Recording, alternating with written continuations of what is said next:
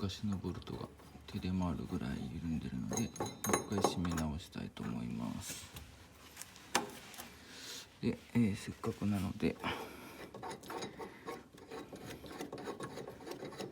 ネジが抜ける分は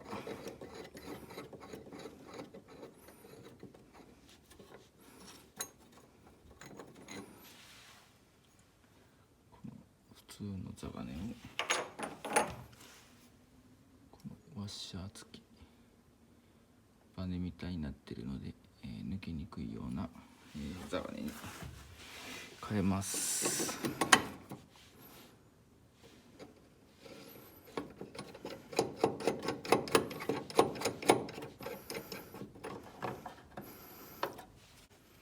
本当はインパクトで締めたいんですけど、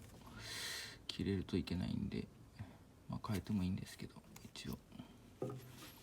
スパナを使って締めていきます。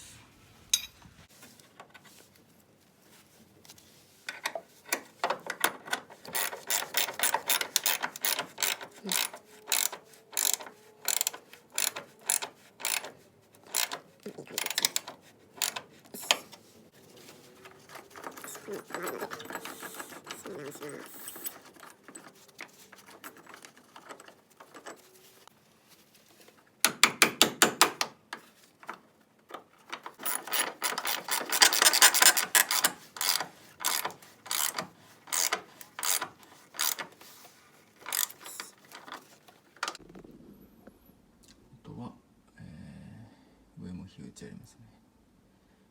針の羽子板ボルト結構たくさんつなぎ目にはあるので、